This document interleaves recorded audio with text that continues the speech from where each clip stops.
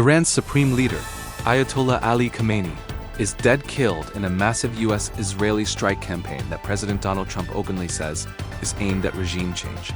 More than 100 young girls at an elementary school near a military base are reported dead after one of those strikes. Israel says it is now hitting in the heart of Tehran. Iran is firing back at U.S. bases, at Israel, and at targets across the region. Airports are crippled, oil shipments are disrupted, and millions of civilians are caught in the middle.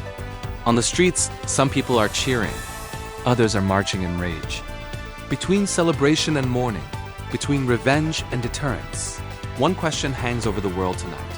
Has the killing of Iran as supreme leader just prevented a future war, or has it lit the fuse for a conflict no one can control? Iran has now officially confirmed what the world had been bracing for. Ayatollah Ali Khamenei, the country's supreme leader since 1989, is dead. According to Iranian officials and Western intelligence leaks, he was killed in a coordinated wave of strikes launched by the United States and Israel. President Donald Trump has described these operations as part of an explicit regime change strategy, saying the campaign will continue through the week. Targets have been hit across the Islamic Republic: military command centers, Revolutionary Guard facilities, critical infrastructure, and, in at least one case, a school near a base. In that strike, reports say more than 100 girls at an elementary school were killed. Whatever the intended target, that is now the single most emotionally explosive image in this entire operation. The bodies of children under rubble, linked in Iranian eyes to American and Israeli firepower. Israel says it has now launched a fresh wave of attacks in the heart of Tehran, even as Iran fires back. Iranian missiles and drones have already hit U.S. military bases, Israeli cities, and allied targets across the region. Air hubs have been damaged, flights diverted or cancelled, and major oil routes have been disrupted. From the Gulf to the Mediterranean, ordinary people are watching the sky in their phones, wondering what gets hit next. And yet, if you step away from the explosions and look at the streets, the picture is not simple. In parts of Iran, there is real mourning, crowds chanting in grief, state media turning Khamenei into a martyr. In other parts, quiet celebration and cautious hope. Outside Iran, in cities across the United States, people are in the streets, some waving flags and cheering the strikes, others protesting what they see as an illegal assassination and an act of war. This is not a united world rallying around one narrative. It's a planet staring at the same event and seeing completely different stories. To understand why this matters so much, you have to understand who Ali Khamenei was inside Iran's system. He wasn't just a president or a party leader. As supreme leader, he sat at the top of the Islamic Republic's power structure, above the president, above parliament, above the courts. He controlled the armed forces and the powerful Islamic Revolutionary Guard Corps. He appointed the heads of the judiciary and state media. He had enormous influence over who could run in elections and what counted as Islamic in law and culture. For more than 3 decades, Khamenei was the central node in Iran's web of power: war and peace, repression and reform, oil strategy, nuclear decisions all ran through his office. He presided over brutal crackdowns on protests. He survived wars, sanctions, cyber attacks, and covert operations. He saw off multiple U.S. presidents and Israeli governments, each with their own red lines and threats. Killing someone with that much authority is not like killing a general or a cabinet minister. It is closer to taking out a head of state, a pope, and a top general at the same time. It detonates the entire political order. Inside Iran, there is now an open question. Who actually runs the country in this moment? Is there a clear successor ready to step into Khamenei's role? Will hardliners in the Revolutionary Guard tighten their grip and push for maximum retaliation? Or will internal rivals see this as a chance to reshape or even partially liberalize the system? From the outside, Washington and Jerusalem will argue that Khamenei's death removes a man they saw as the architect of decades of anti-American, anti-Israeli policy. Inside the country, many will see it as foreign powers decapitating their state, whatever they thought of the man himself. That is the psychological shockwave now moving through Iran's institutions. On the American and Israeli side, the timing is not random. For years, U.S. and Israeli officials have described Iran as the single greatest long-term threat in the region, because of its nuclear program, its ballistic missiles, and its network of allied militias from Hezbollah in Lebanon to armed groups in Iraq, Syria, and Yemen. Ayatollah Khamenei symbolized continuity in that strategy. He was the one constant as governments changed in Tehran. To hawks in Washington and Jerusalem, he embodied a doctrine of death to America, death to Israel, that they believed would never change voluntarily. This is not being sold as a limited response to a specific attack. It is being described as an attempt to fundamentally weaken or even collapse the current Iranian system. The logic from the hawk's point of view goes like this: take out the supreme leader and key military assets, shock the regime, encourage internal splits among elites, reduce Iran's capacity to project power through proxies, signal to Russia, China, and everyone else that the U.S. and Israel are willing to cross lines that were once considered untouchable. But that logic comes with enormous risks. Targeting a sitting supreme leader sets a precedent. It tells the world that the top of a government is not off limits in a shadow war. It also raises a simple, brutal question. What is Iran allowed to target in return? Iran has already vowed to avenge Khamenei's death, and it has started to act. We've already seen retaliatory strikes. Iran hitting U.S. military bases, launching attacks on Israel, and using allied militias to pound targets across the region. This is Iran's playbook. When it is hit directly, it responds both openly and through proxies. But those moves so far may only be the beginning. Retaliation could take many forms. Larger missile barrages on Israeli cities, swarm attacks on U.S. bases and embassies in the region, targeting oil infrastructure in the Gulf, spiking global energy prices and pressuring Western economies, cyber attacks on critical infrastructure in the U.S., Israel, and allied countries, attempts to hit high-value political or military figures in response to the strike on Khamenei. And there's a deeper risk: miscalculation. Once you enter a cycle of leader-level targeting, the urge to even the score grows on both sides. Hardliners in Tehran may argue that anything less than a truly spectacular revenge strike will make Iran look weak after the death of its supreme leader. Hardliners in Israel and the U.S. may argue that any serious Iranian response justifies an even more devastating counterattack. That is how confrontations that start as operations turn into open wars.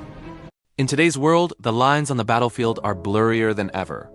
When we think of war, we often picture soldiers and tanks, but the reality is far more complex. Modern conflicts are increasingly fought in cities and online, which brings up a tough question: what is the true cost of victory? A huge part of this cost is paid by civilians, often caught in the crossfire. Every strike, every operation carries immense weight, but the fight isn't just with weapons. It's a battle of narratives. Information, and even misinformation, is used to win public support and shape how we see the conflict. Who is the hero? Who is the villain? The answer often depends on who is telling the story. Exploring these moral gray areas is crucial to understanding the world we live in. What are your thoughts on this? Let me know in the comments below. The reaction on the ground is already revealing how fractured this moment is. Inside Iran, there are both funerals and fireworks. Some communities, especially those loyal to the regime or shaped by decades of state narrative, are in deep mourning. For them, Khamenei was a religious guide and a symbol of resistance against Western pressure. Others, especially some younger Iranians and longtime opponents of the system, are reportedly celebrating quietly seeing his death as a possible opening for change, despite its violent cause. Across the United States, streets are filled with mixed emotions.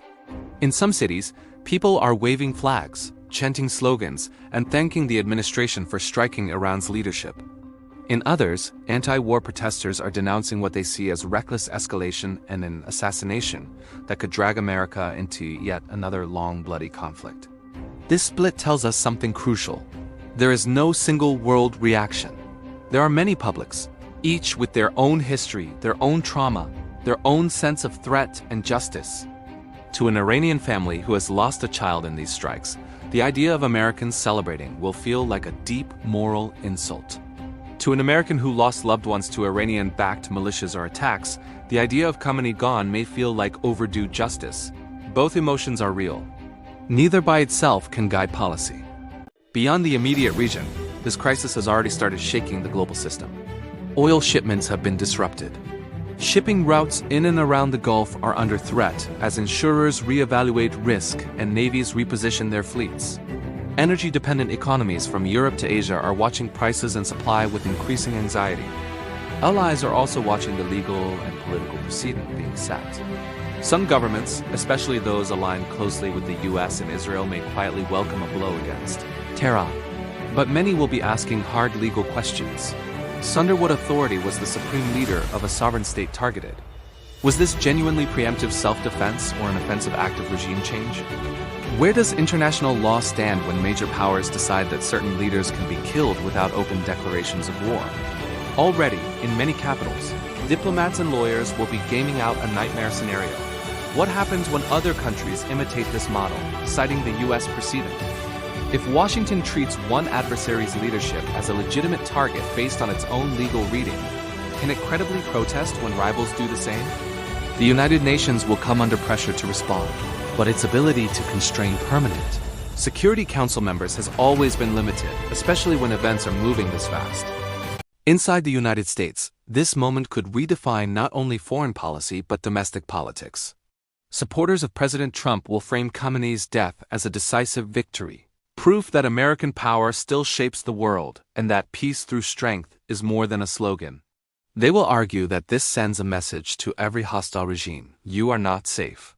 Critics will argue the opposite, that this is a reckless gamble with American lives and global stability, a step that tears up the doctrine that leaders are off limits and a strike that could trigger asymmetric revenge attacks on U.S. soldiers, diplomats, and even civilians abroad. For ordinary Americans, the questions will be very basic. Are we safer today than we were before these strikes? Are we closer to peace or closer to another endless conflict? And if this escalates, whose sons and daughters will be sent to fight and for how long? Iran's future is hanging in the balance, and what comes next is a huge question mark. In the immediate aftermath, we'll likely see the government tighten its grip. Expect more crackdowns and a surge in nationalism, as even critics might rally around the flag when faced with an external threat. But looking a bit further down the road, things get even more complicated. The internal power struggle is set to explode. Different factions within the clergy, the Revolutionary Guard, and the political elite will all be fighting for control. Some will want to double down on confrontation with the West, while others might push for a deal to ensure their own survival. And for Iran's youth who have been protesting for years, the situation is incredibly tough. They want change, but they've seen how foreign intervention can lead to total chaos and civil war.